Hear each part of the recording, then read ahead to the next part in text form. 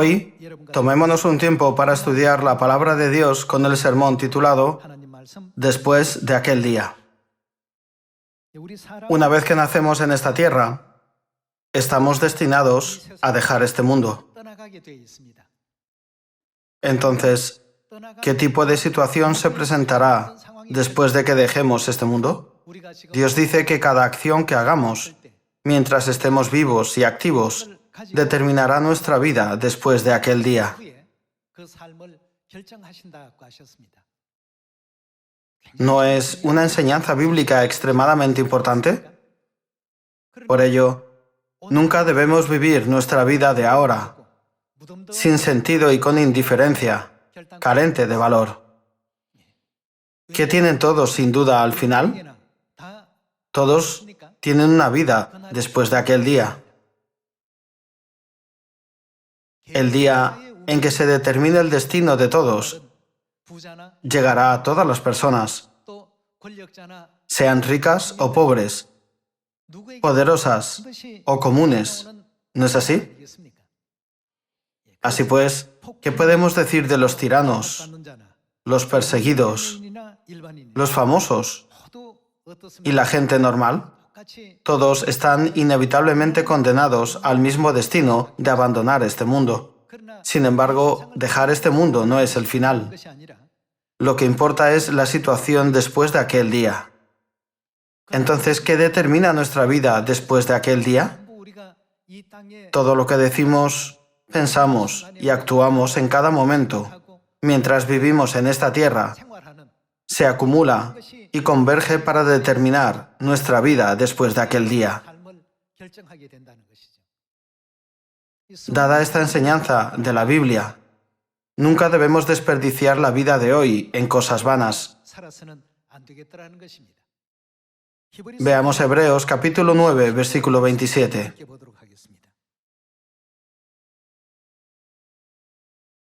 Capítulo 9, versículo 27. Y de la manera que está establecido para los hombres que mueran una sola vez, y después de esto, ¿qué sucede después de esto? El juicio. En la Biblia en inglés también está escrito el juicio. Ya que menciona el juicio, pensemos en él como un veredicto emitido por un tribunal. Habrá quienes irán al infierno y quienes irán al cielo. Habrá quienes sufrirán para siempre en el lago de fuego ardiente y quienes disfrutarán de la vida eterna y la felicidad por los siglos de los siglos. Los destinos finales se determinarán después de aquel día. Todo lo que hablamos, pensamos y hacemos se acumula. En Apocalipsis, ¿qué hará Dios a cada uno según sea su obra? Recompensará a cada uno según sea su obra, ¿verdad? En cuanto a lo que sucederá después de aquel día, examinemos primero las enseñanzas que Jesús dio cuando vino a esta tierra hace 2000 años y preguntémonos, desde hoy, ¿para qué tipo de vida debemos prepararnos? Todos debemos ser capaces de prepararnos para lo que sucederá después de aquel día. Veamos Mateo capítulo 7.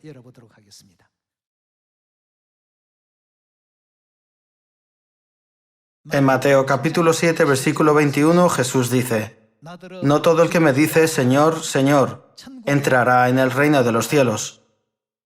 ¿A dónde queremos ir después de aquel día? Al reino de los cielos. Aquí, Jesús dice, «No todo el que me dice, Señor, Señor, entrará en el reino de los cielos, sino el que hace la voluntad de mi Padre, que está en los cielos». Entonces podemos decir que vivir haciendo fielmente la voluntad de Dios es la manera correcta de prepararnos para el eterno reino de los cielos. Versículo 22. Muchos me dirán en aquel día, Señor, Señor, no profetizamos en tu nombre, y en tu nombre echamos fuera demonios, y en tu nombre hicimos muchos milagros.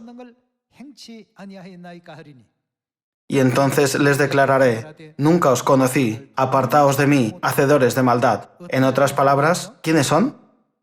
Los hacedores de maldad se refieren a aquellos que no guardan la ley del pacto de Dios. Por eso en otra versión está escrito: aléjense de mí, ustedes, que violan las leyes de Dios. Cuando la vida de las personas en esta tierra termine y se presenten ante el tribunal de Dios, Dios les preguntará: ¿qué hiciste mientras estabas en la tierra? Algunos dirán: Señor, Señor, profeticé en tu nombre y eché fuera demonios. También hice muchas señales y prodigios. ¿Qué más hiciste? Guardé el culto dominical, adoré la cruz y celebré la Navidad. De esta manera, cuando presenten todas las obras de su fe delante de Dios, Él hará un juicio. Dependiendo de si fue la iniquidad o las acciones hechas según la voluntad de Dios, Dios los juzgará y echará fuera a todos los hacedores de la iniquidad. Según la voluntad de Dios, están las fiestas de Dios, el bautismo, la regla del velo de la mujer y muchas otras enseñanzas del nuevo pacto. Entre estas, examinemos la enseñanza de que debemos creer en la Madre Celestial. Hoy hay tantas iglesias a nuestro alrededor como la arena del mar. Si miramos alrededor del mundo, podemos ver que muchas personas dicen creer en Dios. Sin embargo, en la última época del Espíritu Santo, ¿en quién debemos creer? Desde Génesis hasta Apocalipsis, a lo largo de los 66 libros de la Biblia, Dios explica detalladamente: debes creer en Dios Madre, lo que indica que tener fe no solo en Dios Padre, sino también en Dios Madre, es completamente consistente con la voluntad de Dios. No obstante, aunque digamos: Señor, Señor, sin hacer su voluntad, ¿podremos ser salvos? Después de aquel día, Dios determinará si iremos al cielo o al infierno, en función de cómo practiquemos nuestra fe mientras vivimos en esta tierra. Ya que ni siquiera aquellos que dicen Señor, Señor pueden entrar. No hace falta decir que los que no creen en Dios no entrarán en el reino de los cielos. Por lo tanto, debemos esforzarnos por llevar a toda la humanidad a la eterna salvación en el reino de los cielos, a través de la fe correcta en Dios Padre y Dios Madre. Además, debemos guiar a nuestro prójimo a la verdad con amor, ¿no es así? Hoy en día, las iglesias del mundo enfatizan solo la fe en Dios Padre. Sin embargo, la Biblia nos enseña que podemos alcanzar la fe completa cuando creamos no solo en Dios Padre, sino también en Dios Madre. Veamos el capítulo 4 de Gálatas.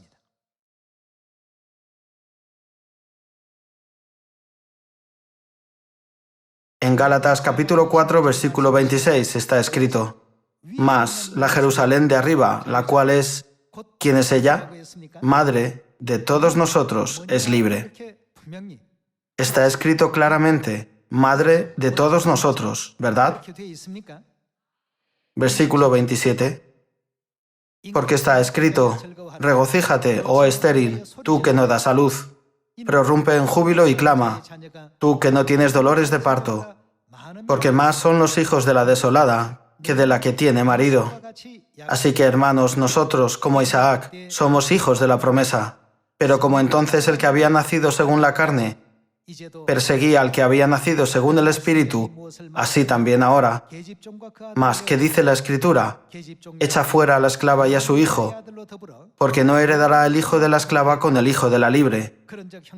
De manera, hermanos, que no somos hijos de la esclava, sino, ¿somos hijos de quién? Sino hijos de la libre. ¿A quién se refiere la libre mencionada en Gálatas capítulo 4? La Biblia nos enseña claramente que la Jerusalén es nuestra madre. El pueblo de Dios, que ha recibido la promesa de Dios, se refiere a los hijos de la mujer. A través de los 66 libros de la Biblia, Dios nos recuerda claramente que tenemos a Dios Madre. Este no es el único testimonio escrito en la Biblia. Abramos Génesis capítulo 1. Cuando entendamos completamente la voluntad de Dios en esto, podremos participar de la promesa de Dios del reino de los cielos después de aquel día.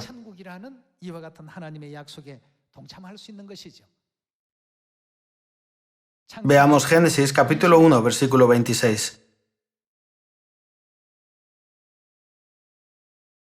Capítulo 1, versículo 26. Entonces dijo Dios: hagamos al hombre a nuestra imagen, conforme a nuestra semejanza. Dios, que creó a la humanidad, dijo: hagamos al hombre. Por lo tanto, Dios el Creador, que creó a la humanidad, no es uno.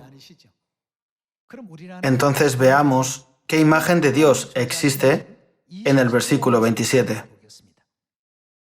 Y creó Dios al hombre a su imagen, a imagen de Dios lo creó, varón y hembra los creó. Ya que Dios creó a la humanidad a su propia imagen, en otras palabras, copió su imagen. ¿No es así? Después de copiar la imagen de Dios, ¿quiénes fueron creados? Varón y mujer fueron creados. ¿Cómo se expresó Dios a sí mismo? Hagamos al hombre a nuestra imagen, conforme a nuestra semejanza. No dijo que haría a la humanidad él solo. Si hubiera sido un Dios el que creó a toda la humanidad, ¿cómo se debería haber expresado? Haré al hombre. Al menos debería haberse utilizado una expresión como esta. No obstante, en el versículo 26, Dios dijo: hagamos al hombre a nuestra imagen. Al hacerlo, fueron creadas la imagen masculina y la imagen femenina. ¿Cómo llamamos a la imagen masculina de Dios? La llamamos Dios Padre. Entonces, naturalmente, ¿cómo debemos llamar al Dios que tiene la imagen femenina? Por supuesto, debemos llamarlo Dios Madre. El libro de Génesis explica este asunto muy claramente. Sin embargo, hoy en día, todas las iglesias dicen: solo existe Dios Padre, no existe Dios Madre. Entonces, ¿Génesis capítulo 1 en su Biblia es diferente de la nuestra? Es la misma. No importa qué Biblia miren, está escrita la misma palabra. Sin embargo, adoran a un solo Dios, diciendo: Dios es uno. El versículo que citan a menudo para afirmar que hay solo un Dios es Efesios capítulo 4. Veamos Efesios capítulo 4, versículo 5. Un Señor, una fe, un bautismo. ¿Y cuántos dioses hay? Un Dios. Si leemos solo esto, parecería que solo hay un Dios. Sin embargo, ¿qué continúa después? Y Padre de todos. ¿Cuántos dioses tenemos como Padre? Solo uno. Solo hay un Dios como Padre. Pero, ¿quién existe además de Dios Padre? Según Génesis capítulo 1, versículo 26, ¿quién fue el modelo y el origen de la imagen femenina? Entonces, ¿no deberíamos llamar a la imagen femenina de Dios Dios Madre? Es porque Dios Padre y Dios Madre son los que dan a la humanidad la vida eterna. Por eso, desde Génesis capítulo 1, la Biblia testifica que la humanidad fue creada por Dios Padre y Dios Madre. Hay muchas denominaciones en Corea: presbiteriana, metodista, santidad, bautista, adventista del séptimo día, testigos de Jehová, unificación y muchas más. Hay iglesias de muchas denominaciones, pero la Biblia es la misma. Es lo mismo en la Biblia inglesa y en la Biblia española. Ya que todas las Biblias son la misma, podemos creer en ellas tal y como son, ¿verdad? El varón que tiene masculinidad y la mujer que tiene feminidad fueron creados a imagen de Dios, ¿no es así? ¿Creen que Dios no puede distinguir entre yo y nosotros? Dios dijo, hagamos al hombre a nuestra imagen conforme a nuestra semejanza, y creó varón y mujer. Es cierto que dentro de Dios existen tanto un Dios con masculinidad como un Dios con feminidad. Dios con masculinidad nos creó y Dios con feminidad también nos creó. Por eso Dios dijo, hagamos al hombre a nuestra imagen, conforme a nuestra semejanza. ¿No es así? Basándonos en esto, recordemos la palabra de Jesús en Mateo, capítulo 7. ¿Quién entrará en el reino de los cielos? Solo el que hace la voluntad de Dios. Así se determinará la vida después de aquel día. Como las iglesias de hoy tienen tales falacias y contradicciones, incluso desde Génesis capítulo 1, aunque leen los 66 libros de la Biblia, inevitablemente llegan a conclusiones contradictorias. Toda la humanidad desea ir al cielo. Para ir allí, debemos hacer la voluntad del Padre. La voluntad de Dios es tener fe no solo en Dios Padre, sino también ¿en quién? Debemos abarcar la fe tanto en Dios Padre como en Dios Madre. ¿Acaso no nos dice Dios que solo entonces podremos ser parte de la familia celestial? Veamos Hebreos capítulo 12, versículo 9. Según el versículo 9, existe el Padre que da vida a nuestros cuerpos físicos y también existe el Padre que da vida a nuestras almas. Por otra parte, tuvimos a nuestros padres terrenales que nos disciplinaban y los venerábamos. ¿Por qué no obedeceremos mucho mejor al Padre de los Espíritus y viviremos? Así como existe el Padre entre los miembros del sistema familiar terrenal, ¿quién existe también en el mundo espiritual? Está escrito que también existe nuestro Padre. Así como existe el Padre físico, también existe el Padre espiritual. También existen los hijos en esta tierra, ¿no es así? Por lo tanto, también deben existir hijos espirituales en el mundo espiritual, ¿no es así? Veamos 2 Corintios capítulo 6, versículo 17. Capítulo 6, versículo 17. Por lo cual, salid en medio de ellos y apartaos, dice el Señor, y no toquéis lo inmundo, y yo os recibiré, y seré para vosotros. ¿Qué será Dios para nosotros? Por Padre. Y vosotros me seréis, ¿qué seremos? Hijos e hijas. ¿Quién dice estas palabras? Dice el Señor Todopoderoso.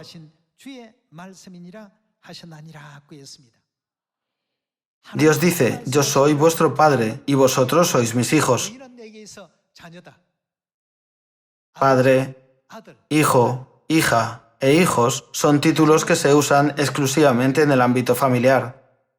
Sin embargo, aquí falta madre. Por eso está escrito en Gálatas capítulo 4, versículo 26, mas la Jerusalén de arriba, la cual es, ¿quién es ella? Madre de todos nosotros. Además, en Génesis capítulo 1, versículos 26 al 27, Dios dijo, hagamos al hombre a nuestra imagen conforme a nuestra semejanza, y creó varón y mujer. Esto prueba que Dios Madre ciertamente existe. De esta manera, la relación familiar entre el Padre, la Madre y los hijos espirituales queda completamente establecida. Por eso, hace 2000 años, cuando Dios vino a esta tierra, nos enseñó que somos hijos de Dios y que estamos relacionados a través de la sangre de Dios. Los 66 libros de la Biblia son la voluntad de Dios. Si no reconocemos correctamente y no mantenemos la fe adecuada en los contenidos escritos como la voluntad de Dios, la situación que enfrentaremos después de aquel día será realmente grave. Muchos me dirán en aquel día, Señor, Señor, ¿no profetizamos en tu nombre, y en tu nombre echamos fuera demonios, y en tu nombre hicimos muchos milagros? Entonces, ¿por qué no nos deja entrar en el reino de los cielos? Entonces Dios dirá, nunca os conocí, apartaos de mí, hacedores de maldad. De este modo, Dios dijo que no todo el que me dice Señor, Señor, entrará en el reino de los cielos, sino ¿solo quién? Los que hacen la voluntad del Padre. ¿Es la voluntad de Dios creer en Dios Madre o no? ¿No se usa la palabra Elohim 2500 veces en el Antiguo Testamento? Para ser precisos, el término Elohim se traduce como dioses. En el hebreo original, claramente existe el sustantivo singular, Eloah. Entonces, ¿por qué se hace referencia a Dios como Elohim? En coreano, se le añade una palabra al final de un sustantivo para expresarlo en plural. Lo mismo ocurre en hebreo. A la palabra Eloah se le añade el sufijo im. En inglés, es como añadir ese al final de un sustantivo. Con todo esto, podemos confirmar que Dios no es uno solo, sino que tanto Dios Padre como Dios Madre han estado juntos en cada paso, desde la obra de la creación hasta liderar la salvación de la humanidad.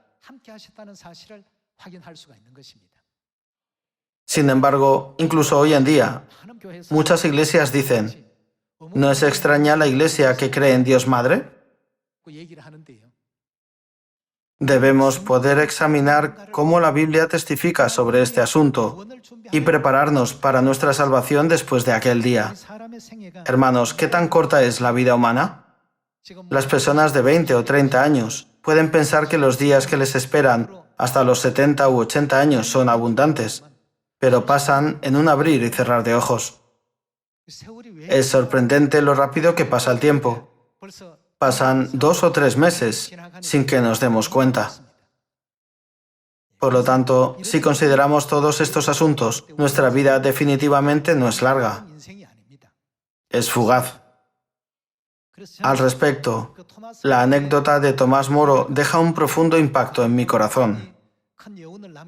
Debido a que el rey hizo demandas que entraban en conflicto con sus creencias, no pudo obedecer al rey y fue encarcelado. Su esposa y su hijo vinieron a visitarlo. La esposa dijo, cariño, ¿no puedes comprometer tu fe y decir que seguirás los deseos del rey? Moro dijo, ¿cuántos años crees que me quedan de vida? Creo que puedes vivir unos 20 años más. Entonces, ¿me estás diciendo que renuncia a la vida eterna a cambio de esos 20 años? Preguntó. Así que no se rindió ante el rey.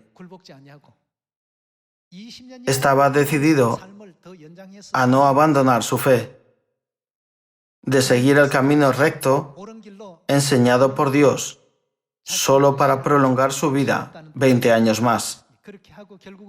Como resultado, fue condenado a muerte en prisión. Nuestras vidas humanas son así de cortas. Incluso los gobernantes que alguna vez fueron famosos y los conquistadores de renombre ya no están vivos. Napoleón y Gengis Khan, que parecían gobernar el mundo entero, también fallecieron. Esas figuras conocidas como grandes hombres, cuyos nombres reconocerían por sí solos, han dejado este mundo. Están viviendo la vida después de aquel día. Hermanos, la vida después de aquel día también vendrá sobre nosotros sin que nos demos cuenta. Entonces, ¿no debemos prepararnos ya para aquel día que vendrá sobre nosotros? Si somos complacientes, 2 meses, 2 años, 20 años pasarán rápidamente. Desde este mismo momento debemos volver a organizar nuestra mente y prepararnos para la vida que nos conduce al reino de los cielos. ¿Qué nos enseñó Jesús? Ya que Jesús dijo, solo el que hace la voluntad del Padre puede entrar en el reino de los cielos. Esperemos sinceramente el eterno reino de los cielos, con la fe completa en Dios Padre y Dios Madre. Dios dejó en la Biblia una instrucción muy importante a través de Apocalipsis. Veamos Apocalipsis capítulo 22. Veamos el capítulo 22, versículo 18. Yo testifico a todo aquel que oye las palabras de la profecía de este libro. Este libro se refiere a la Biblia. Yo testifico a todo aquel que oye las palabras de la profecía de la Biblia. Si alguno añadiere a estas cosas, Dios traerá sobre él las plagas que están escritas en este libro. Y si alguno quitare de las palabras del libro de esta profecía, Dios quitará su parte del libro de la vida y de la santa ciudad y de las cosas que están escritas en este libro.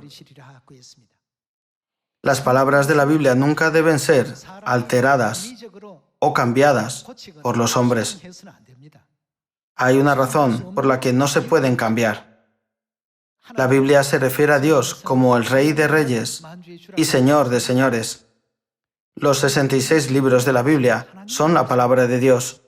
Si pensamos en la palabra de Dios como la palabra del Rey, hablando de manera simple, son un decreto real.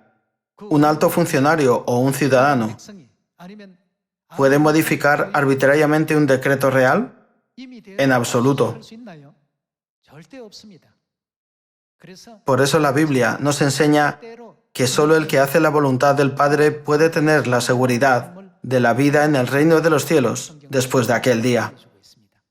En el pasado, ustedes y yo habíamos aprendido y entendido que solo existe un Dios. No obstante, al aceptar esta verdad, nos dimos cuenta de que solo cuando existen Dios Padre y Dios Madre podemos ser hermanos.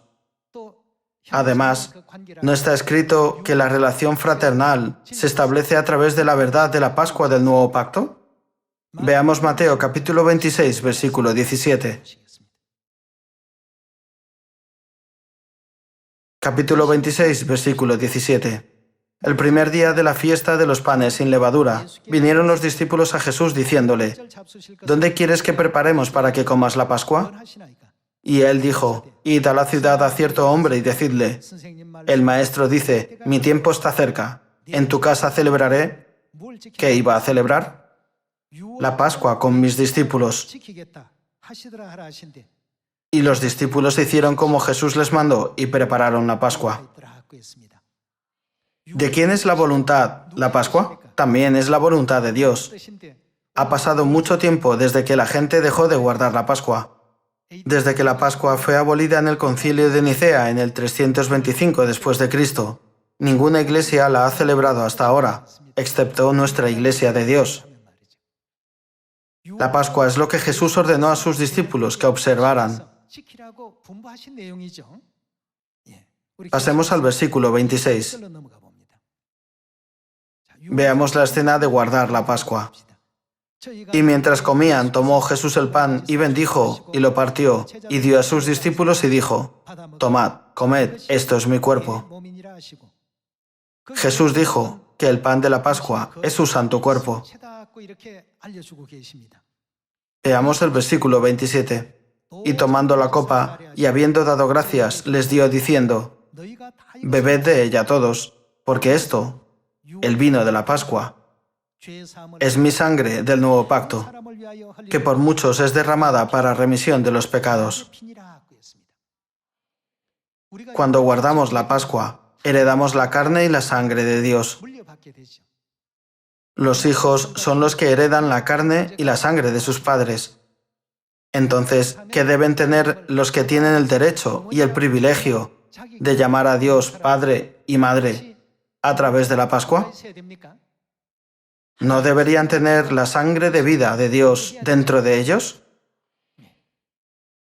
Por eso Jesús nos ordenó guardar la Pascua y expresó su corazón ferviente diciendo: «¿Cuánto he deseado comer con vosotros esta Pascua?» ¿Cómo describió Dios a la Pascua? Dijo: «Este es el nuevo pacto». Quiso decir: «Este es un pacto que nunca desaparecerá y nunca perecerá y nunca se desvanecerá». Al decir esto, ¿No nos concedió la verdad de la Pascua del nuevo pacto como el pacto eterno? Hoy, ustedes y yo reverenciamos al Padre y a la Madre celestiales.